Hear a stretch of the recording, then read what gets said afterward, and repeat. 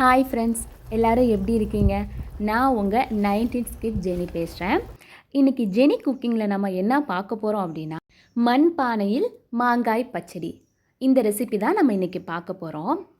யூடியூப்பில் பார்த்திங்கன்னா மாங்காய் பச்சடி செஞ்ச வீடியோஸ் நிறையா இருக்கும். பட் ஆனால் யாருமே மண்பானையில் செஞ்சது எதுவுமே இல்லை. ஸோ யூடியூப்பில் ஃபஸ்ட் டைமாக நம்ம சேனல் தான் மண்பானையில் மாங்காய் பச்சடி செய்கிறோம். ஸோ சப்போர்ட் பண்ணுங்கள் ஃப்ரெண்ட்ஸ். இந்த ரெசிபியை பொறுத்தவரை இதில் இனிப்பு, உப்பு, காரம் இது எல்லாமே கலந்து இருக்கும். ஸோ டேஸ்ட் பார்த்திங்கன்னா அல்டிமேட்டாக இருக்கும். சரி வாங்க வீடியோக்குள்ளே போகலாம்.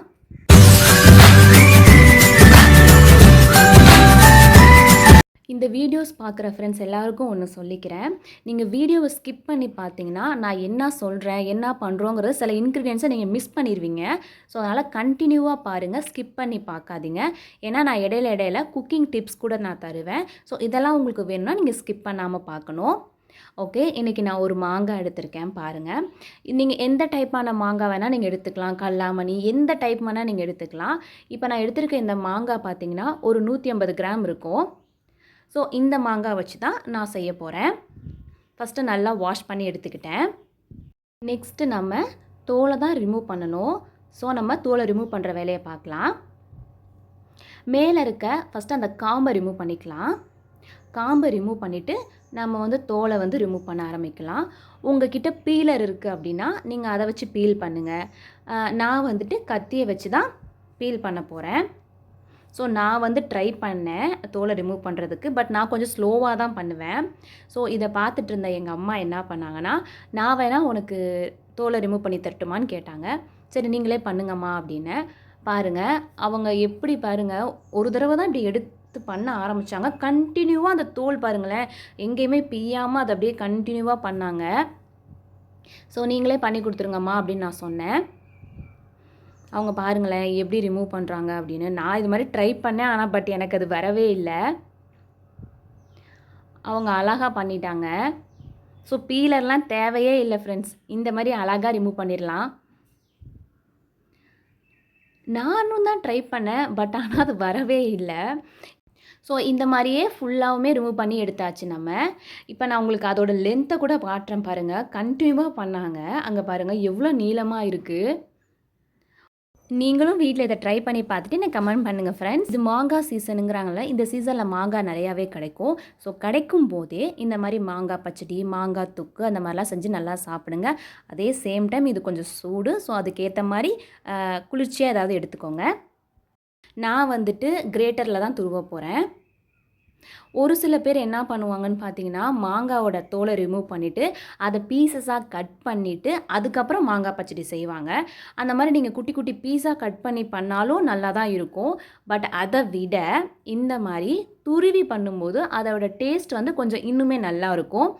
அதையும் விட நார்மலாக நம்ம பேனில் செய்கிறோம் அந்த மாதிரி சில்வர் பாத்திரத்துலலாம் பண்ணுறதை விட நம்ம மண்பானையில் செய்யும்போது அதோடய டேஸ்ட் 2 மடங்காக கூடுதலாக இருக்கும். நீங்கள் நார்மலாக நீங்கள் செய்கிறவங்களா இருந்தீங்கன்னா ஒரு தடவை ட்ரை பண்ணி பாருங்கள். மண்பானையில் டேஸ்ட் நல்லாயிருக்கும். இப்போ நாம் துருவி எடுத்த மாங்காய் பீசஸ் இருக்குது பாருங்கள். ஸோ இதை நான் ஒரு தட்டில் எடுத்து வச்சுக்கிட்டேன்.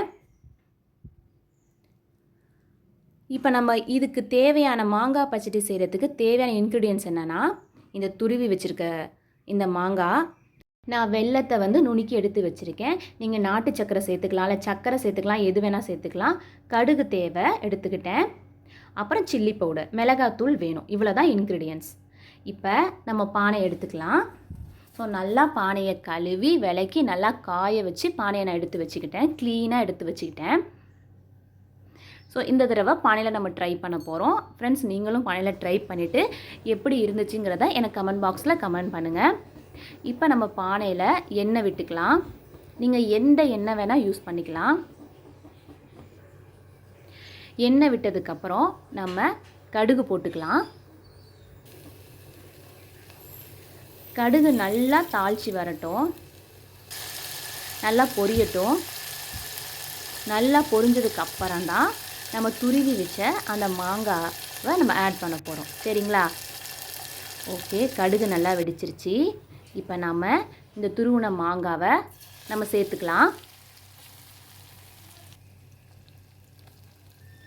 ஸோ கொஞ்சம் கொஞ்சமாக சேருங்க, மொத்தமாக அள்ளி போடாமல் கொஞ்சம் கொஞ்சமாக சேர்த்துட்டு நல்லா மிக்ஸ் பண்ணி விடுங்க. நீங்கள் கட் பண்ணி பீசஸாக எடுத்து செய்யும்போது பார்த்திங்கன்னா மாங்காய் வேகிறதுக்கு ரொம்ப டைம் எடுக்கும். ஸோ அப்போ நம்ம என்ன பண்ணுவோம், மூடி வச்சுட்டு கொஞ்ச நேரம் தண்ணி தெளித்து மூடி வச்சுட்டு நம்ம வேக வைப்போம். பட் இந்த மாதிரி துருவி எடுத்துருக்கும் போது இது வேகிறதுக்கு ஒரு 5 மினிட்ஸ் போதும், அதுக்கு மேலே டைம் ஆகாது. இந்த டைமில் நம்ம வந்து வெல்லத்தை ஆட் பண்ணிக்கலாம். நான் எவ்வளோ வெல்லம் எடுத்திருக்கேன்னு பார்த்தீங்களா? கப்பு பவுல் தான் வச்சுப்பேன், அதை தான் நான் அளவாக எடுத்துப்பேன். ஸோ நல்லா மிக்ஸ் பண்ணி விடுங்க. நல்லா மிக்ஸ் பண்ணி விட்டதுக்கப்புறம் அந்த வெல்லம் வந்து நல்லா கரைஞ்சி வரணும். நல்லா கலக்கி விடுங்க. கொஞ்ச நேரம் நம்ம விட்டுறலாம், அதுவே நல்லா மெல்ட் ஆகி வரும். ஒரு 5 நிமிஷம் நீங்கள் மூடி போட்டு வைக்கிறதுனா கூட வச்சுக்கோங்க.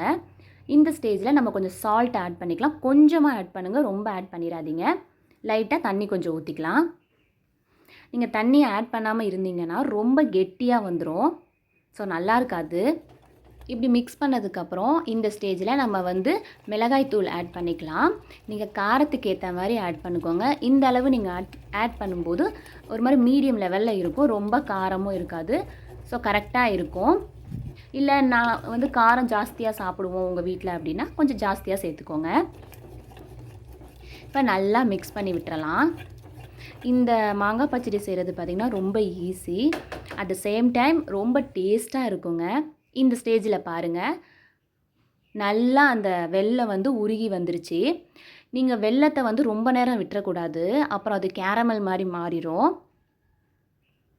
இந்த ஸ்டேஜில் பார்த்திங்கன்னா நம்ம எடுத்துடணும். அவ்வளோதான், ரொம்ப சிம்பிளுங்க. இது செய்கிறதுக்கு 15 மினிட்ஸ் தான் ஆகும் இதை செய்கிறதுக்கு. ஸோ இந்த மாதிரி நீங்கள் செஞ்சு சாப்பிடும்போது இதை நீங்கள் வெறும் சாப்பாடுலையே பெரட்டி சாப்பிட்டாலும் நல்லாயிருக்கும், இல்லை சைட் டிஷ்ஷாக வச்சு சாப்பிட்டாலும் நல்லாயிருக்கும். அவ்வளோதான், பாருங்களேன், பார்க்கவே எவ்வளோ ஸ்மெல்லுமே பார்த்திங்கன்னா நல்லா அந்த மாங்காய் ஸ்மெல் பார்த்திங்கன்னா நல்லா ஹெவியாக வர ஆரம்பிக்கும். அவ்வளோதான் ஃப்ரெண்ட்ஸ், ரொம்ப ரொம்ப ஈஸி இந்த ரெசிபி செய்கிறது. அவ்வளோதான், கேஸ் ஆஃப் பண்ணிடுங்க. இப்போ நான் வேறு ஒரு பவுலில் நான் வந்து இந்த ரெசிபியை வந்து மாற்ற போகிறேன். நீங்கள் வந்துட்டு நிறையா மாங்காய் எடுத்து நிறையா செஞ்சு வச்சு நீங்கள் ஸ்டோர் பண்ணுறதுனா ஒரு கண்ணாடி பவுல்லையோ அந்த மாதிரி நீங்கள் ஸ்டோர் பண்ணி கூட நீங்கள் வச்சுக்கலாம். வச்சு நீங்கள் ஃப்ரிட்ஜில் வச்சுட்டு நீங்கள் தேவைப்படும் போது கூட எடுத்து நீங்கள் யூஸ் பண்ணி சாப்பிட்டுக்கலாம். நான் சும்மா இந்த ஒரு மாங்காவை கொஞ்சமாக செஞ்சேன். ஸோ அவ்வளோதான். பாருங்கள், பார்க்கவே எவ்வளோ கலர்ஃபுல்லாக இருக்குன்னு. டேஸ்ட்டுமே பார்த்திங்கன்னா அல்டிமேட்டாக இருக்கும். ஒரு தடவை ட்ரை பண்ணி பாருங்கள், ரொம்ப சிம்பிள். இப்போ நீங்கள் பார்த்ததுக்கப்புறம் உங்களுக்கே தெரியும் இவ்வளோ தான் அப்படின்னு உங்களுக்கு தெரிஞ்சிருக்கும். ட்ரை பண்ணி பார்த்துட்டு கமெண்ட் பாக்ஸில் கமெண்ட் பண்ணுங்கள் எப்படி இருந்துச்சு அப்படின்னு சொல்லிட்டு. இந்த சீசனில் மாங்காய் நிறையாவே கிடைக்கும். ஸோ கிடைக்கும் போதே இந்த மாதிரி நல்லா செஞ்சு சாப்பிடுங்க. ஸ்டோர் பண்ணி கூட நீங்கள் எடுத்து வச்சுக்கோங்க. நான் இப்போ பார்த்திங்கன்னா இந்த மாதிரி ஒரு சில்வர் பாத்திரத்தில் தான் நான் ஸ்டோர் பண்ணி வச்சுருக்கேன். ஏன்னா நான் கொஞ்சம் தான் பண்ணியிருக்கேன், அதனால் நான் இதில் எடுத்து வச்சு நான் வச்சுப்பேன். நிறையா செய்யும்போது ஒரு கண்ணாடி பாட்டிலில் வந்து ஸ்டோர் பண்ணி வச்சுக்கோங்க. ஓகே, நம்ம வீடியோஸ் பிடிச்சிருந்தா சப்ஸ்கிரைப் பண்ணுங்கள்.